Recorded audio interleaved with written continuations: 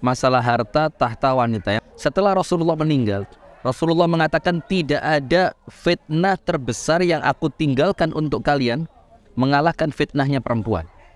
Nah, berarti kalau kita tahu harta saja sudah sebegitu mengerikannya, apalagi main-main dengan urusan perempuan. Apalagi yang oknum Dirjen Pajak ini, katanya anaknya juga ada urusan dengan perempuan juga, kan? Padahal usia berapa sih? Tapi udah urusan perempuan sampai rela harus berantem sampai. Yuk kita otopsi.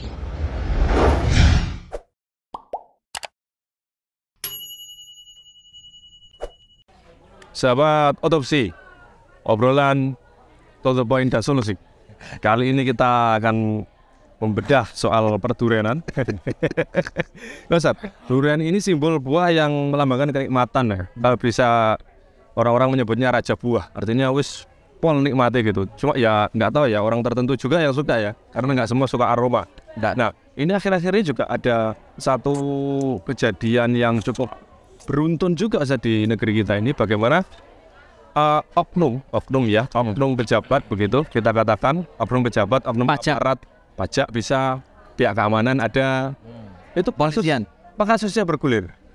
Dan yang kalau kita lihat Ustaz, itu tidak jauh sebabnya karena 3 hal Ustaz, masuk semua nih Ustaz: harta, tahta, dan wanita.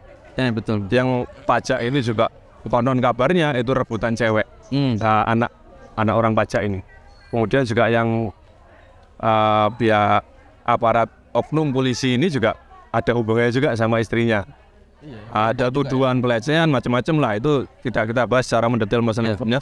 Tapi ternyata bagaimana Ustaz pendapat Ustaz mengenai 3 hal yang ternyata berkaitan ini, harta tahta wanita di kasus ini? Baik, masalah harta tahta wanita. Yang pertama harta dulu ya. Rasulullah SAW bersabda, fa inna likulli ummatin fitnatun. Setiap umat itu semuanya punya ujiannya masing-masing. Dan Rasulullah mengatakan wa fitnatu ummati al-mal, dan fitnahnya umatku ada pada harta. Nah, maka tentu nggak bisa kita bermain-main dengan harta. Kemudian mengatakan oh nggak apa-apa, seperti kisah yang kita tulis di Instagram, laba. Yang penting kaya dulu, nanti setelah kaya jadi orang soleh. Padahal dia fitnah yang paling besar. Ternyata ketaatannya nggak kunjung datang. Tidak kunjung datang dalam keadaan harta itu sudah menjadi fitnah buat dia. Maka Rasulullah mengingatkan fitnah terbesar umatnya Nabi Muhammad adalah harta. Dan ini orang-orang ketika kita ngobrol soal fitnah harta, itu langsung dilegitimasi, legitimasi ya. Itu sebagai kita katanya mempromosikan kemiskinan katanya. Kita memotivasi orang agar miskin. Nah, ini kan salah besar Ustaz. Nah, ini bagaimana pendapat Ustaz? Jadi orang kaya itu tidak mesti terfitnah dengan hartanya. Orang miskin pun belum tentu selamat dari fitnah harta. Orang miskin terfitnah dengan harta apa? Karena justru dia tidak punya harta mengemis. Karena tidak punya harta dia menjual harga diri. Karena tidak punya harta, justru itu ujian fitnah. Berarti orang miskin pun belum tentu terbebas dari fitnah. Belum tentu selamat dari fitnah kebutuhan harta tadi. Nah, maka yang pertama harta dulu ya. Yang kedua wanita. Rasulullah bersabda, "Ma taraktu ba'di fitnatan adarra 'ala rijal minan nisa." Setelah Rasulullah meninggal, Rasulullah mengatakan tidak ada fitnah terbesar yang aku tinggalkan untuk kalian mengalahkan fitnahnya perempuan. Nah, berarti kalau kita tahu harta saja sudah sebegitu mengerikannya, apalagi main-main dengan urusan perempuan.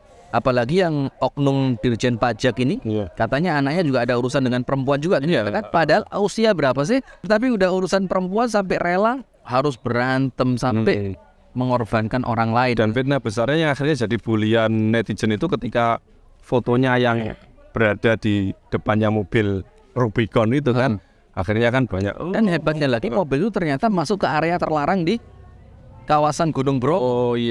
Padahal seharusnya mobil nggak boleh masuk ke arah itu.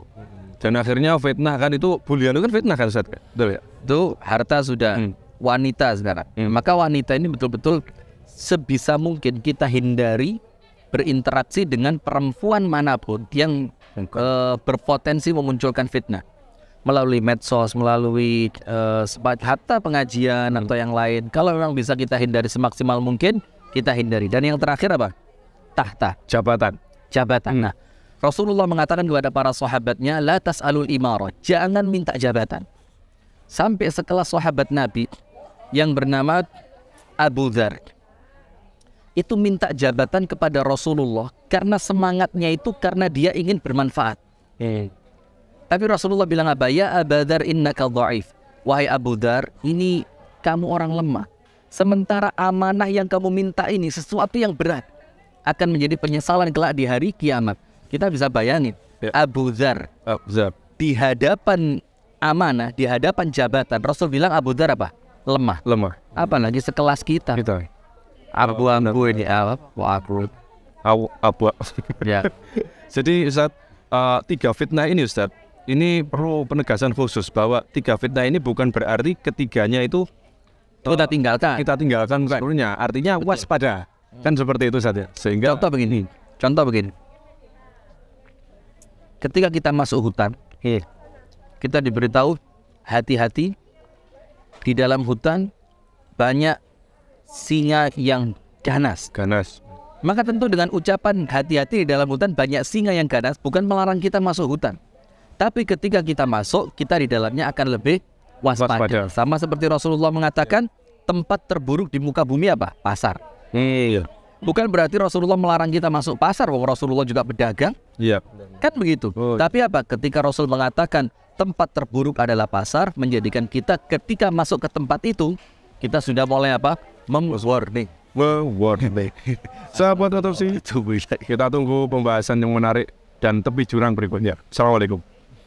Tanpa terasa kita sudah mendekati kembali dengan bulan yang penuh dengan kebaikan, bulan yang penuh dengan keberkahan, yaitu bulan Ramadan. Di mana pada bulan Ramadan salah satu di antara keutamaan yang disebutkan oleh para sahabat Nabi adalah Rasulullah SAW manusia yang paling dermawan, dan beliau semakin dermawan di bulan Ramadan. Bahkan kedermawanan beliau itu diibaratkan seperti angin yang bertiup yang tidak ada perhitungannya sama sekali. Nah, maka kami mengajak kepada saudara sekalian untuk berbagi kebahagiaan di bulan Ramadan ini. Sehingga kebahagiaan yang kita akan berikan kepada orang-orang yang nampaknya kurang beruntung, mereka tersenyum gembira, Anda yang insya Allah akan memanen pahala dari kegembiraan mereka. Maka dari setiap 10.000 yang Anda sedekahkan kepada kami melalui Yayasan Sayap Dakwah Organizer, ada 10.000 porsi buka puasa yang kita bagikan, 1.000 paket untuk yatim, du'afa, dan mu'alaf yang akan kita berikan, dan pengadaan 1.000